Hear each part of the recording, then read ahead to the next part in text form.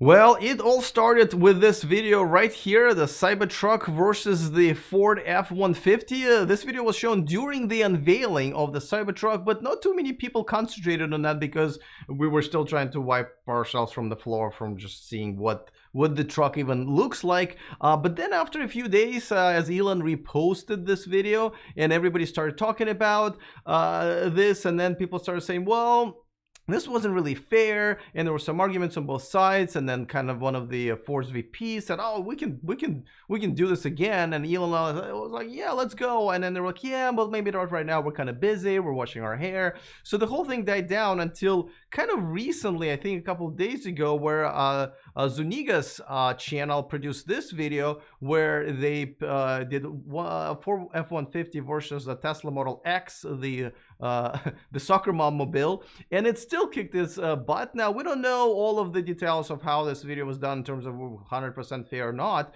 but I guess the biggest question, why do we care? And is this a fair comparison? Now, let's talk about this, but I'm not going to do it by myself because today is the day when we do the Plugged In with Tom Moloughney segment, and Tom's going to be here to help me out. And he's one of those rare owners who owns a Tesla and a pickup truck. So I think his perspective as good as it gets here. So we're gonna get his perspective in just 1 second. Of course, before that, a quick reminder that this video and this channel is sponsored by Byte, and check out their all-electric SUV called Byte. But look how fast and easy it is to actually make a reservation. If you haven't already, it takes about I don't know, 30 seconds, depending how fast you can type. And mainly because there's no payment page. You don't have to spend any money to reserve a Byte, and so go to the description of this video to reserve your Byton today. All right, without further ado, I'm going to welcome Tom to the show now. Tom, welcome back, of course, but tell me, what is going on with this comparison? Why are people so fascinated with this tug-of-war between Tesla Cybertruck and the Ford F-150? Hey, Alex, how's it going? So the interesting thing is, when you and I discuss what we're going to talk about on our weekly segment, we try to hit on some of the more popular news items during the week, some of the posts on InsideEVs that maybe were dominating the news for the week. And, this is something that it's kind of astonishing to me a little bit. The Tesla tug-of-war videos, those posts do incredibly well. It's like we could have posts that day about real, like, breaking news stories and things, but those posts about these tug-of-wars just get clicks. I don't really know what it is, but the truth of the matter is people are super interested in this stuff. They really enjoy watching it, so it's worth talking about.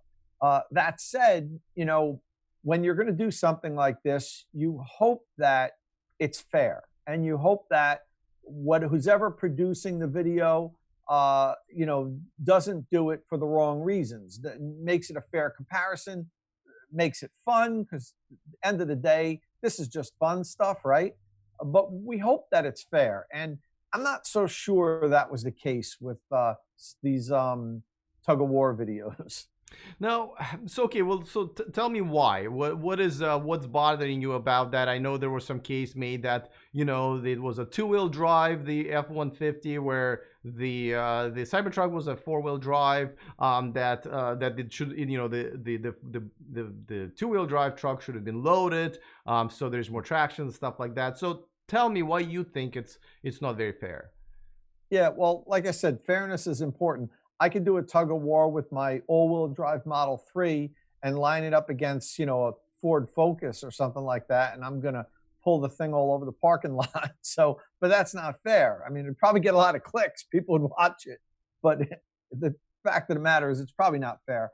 Now, what you mentioned about the F-150, we're not certain if it was two-wheel drive or all-wheel drive to begin with. And that's a big factor right there. If it was just a two-wheel drive like it appears to be, that's a huge disadvantage to begin with. Secondly, the Cybertruck apparently is going to be classified as a medium-duty truck, whereas the Ford F-150 is light-duty. If you want to go apples to apples, you'd need to go to an F-250 to be a medium-duty truck and make sure it's all-wheel drive, as the Cybertruck is all-wheel drive. Now, that's a substantial difference because the F-150, even in all-wheel drive, the Cybertruck has a much better payload and towing capacity than the F-150. But when it jumps up to the vehicle in its class, the F-250, now it doesn't have that advantage anymore. As a matter of fact, it's at a disadvantage. The F-250 has a towing capacity of like 19,500 pounds. The Cybertruck's 14,000 pounds. It has the F-250 has a payload, max payload of 4,260 pounds, and the Cybertruck is 3,500 pounds. So now it goes on the defense, the Cybertruck, of being the inferior vehicle as far as spec-wise.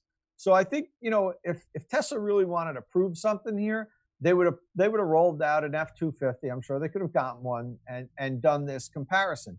That said, the Cybertruck is still kind of like prototype. I mean, that's not a production version. I don't know, you know, we don't know what, if the components they're using in that are going to be what goes into production. So this was purely a publicity marketing stunt, and it worked. These videos got millions of views, and you know, people walk away, you know, looking at the Cybertruck and saying, "Wow, it can just, you know, dust the parking lot with a Ford F-150. Man, Ford is screwed." That's kind of a little bit of fake news. So before everybody crowns the Cybertruck the king of the hill, let's get the production version. Let's do some fair tug-of-wars, which I'm sure we'll do. Hell, I'd like to do one. I'm interested in the Cybertruck. I might get one day, as you mentioned earlier. I do have a pickup truck. I've had electric vehicles in my driveway for the last 10 years. I've been driving electric since 2009, and all the while I've always had a pickup truck in there in the driveway also, because I use it for my businesses. I plow my parking lot, I plow my driveway. I got a really long driveway. So a pickup truck's a great vehicle for me. I'd love to get an electric one, be it a Rivian or a Cybertruck. We'll see when they're both available. But let's be fair, and let's do a fair comparison. No, well, that begs the question, because a lot of times when I see, you know, unfair comparison, remember there was this Jaguar I-Pace versus Tesla Model X, that was kind of unfair. Usually it's the brand that's trying to make a case that they know that it's a tough sell, and then they try to manipulate it. But Tesla really, you know, why would they do this? Because, you know, the Cybertruck has amazing stats. And if anything, you know, this takes away from that, right? Like, I can understand when people are talking about the polarizing look. Okay, I get that, right? But why shift the conversation to something that is going to be questioned?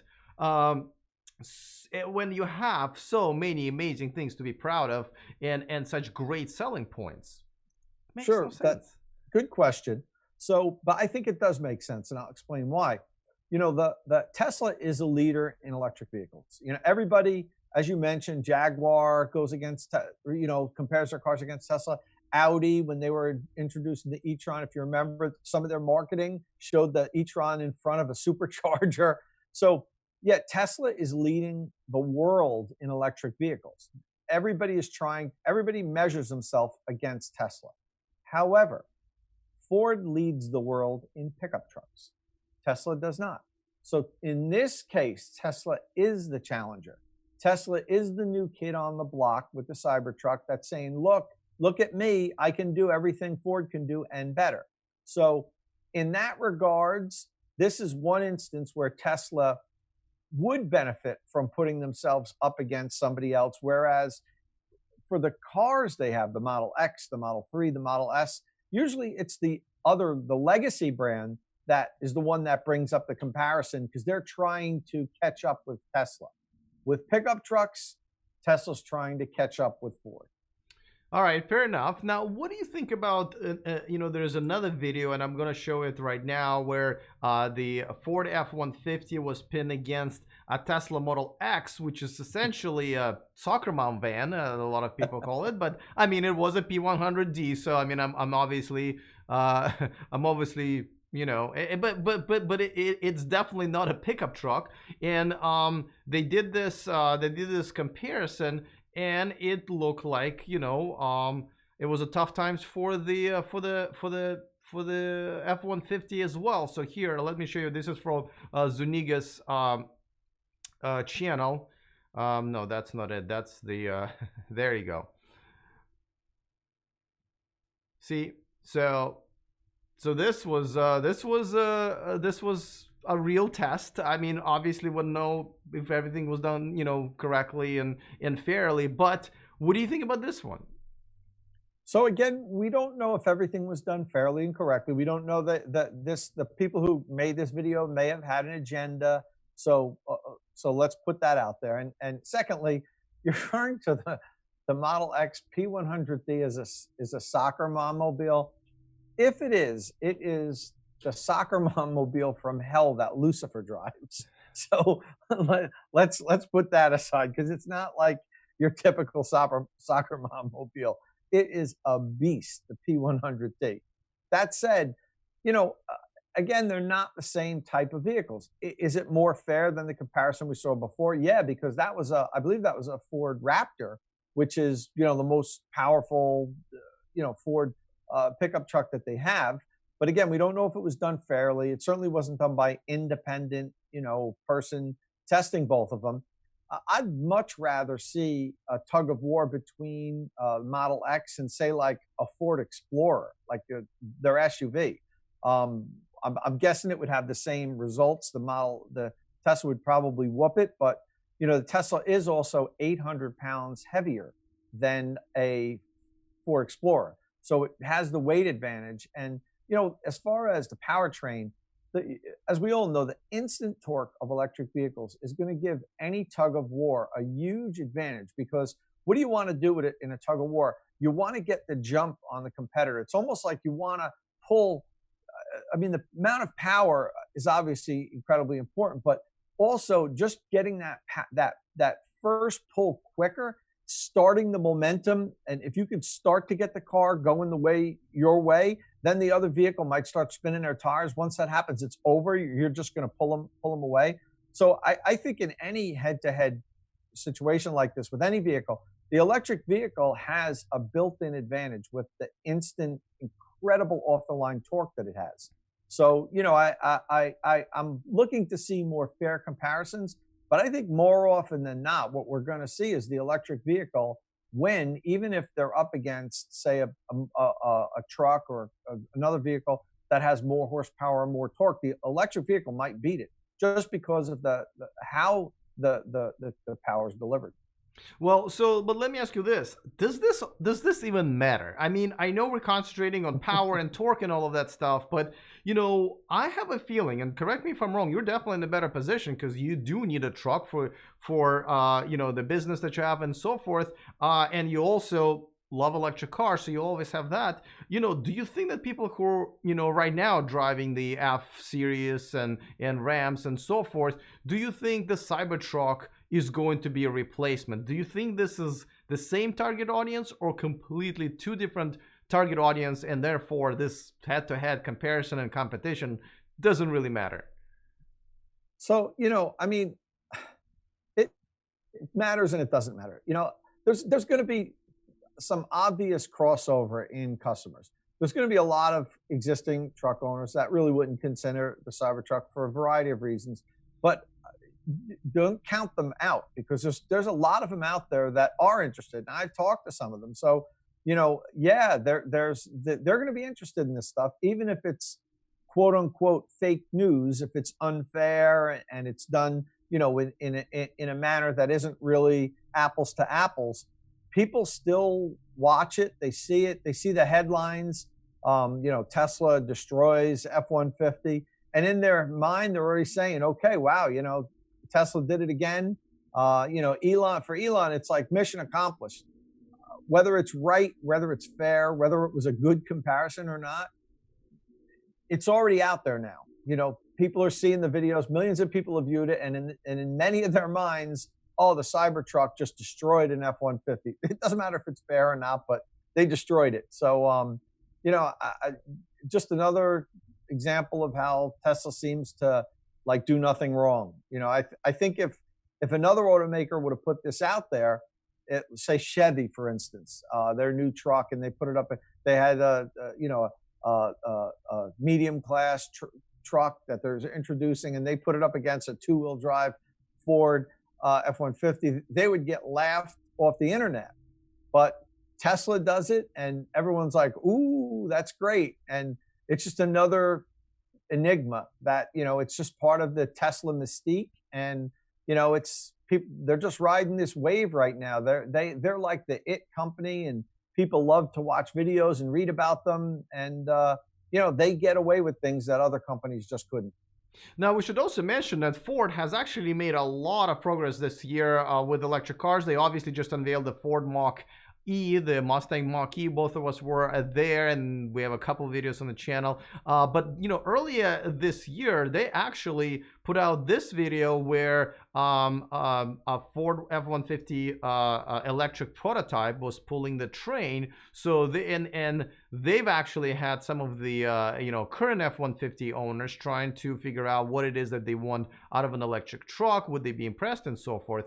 So they are actually up there with the electrification of their fleet. They're pretty serious. Looks like they might actually have the technology to do this. So do you think this is something that's pissing Ford off enough where they will actually become even better competitors to Tesla? Well, it's always, you might not remember the days, but I remember the days of, the Ford versus the Camaro, and it just kept going back and forth. And, yeah, it does help it pushes each company to do better. It inspires innovation. It pushes progress. So yeah, I think in a way that this is good. I'm sure Ford's not happy with this video. I'm sure they've got a little bit of a chip on their shoulder at this point, saying, you know what, we're the king of trucks, and Tesla's not going to come in here and just push us around. So I would be certain that there's going to be some kind of response. But big companies like Ford do things methodically. They're not like Tesla. Like, if you remember when the Taycan set the track record at Nuremberg, Tesla immediately jumped out and had to bring the car out there. And what happened? The car really wasn't ready for it. It broke down. It was an embarrassment. You'd never see a Porsche do that like that. And this is the same way. You'd never see Ford now instantly jump out and say, oh, no, that was false.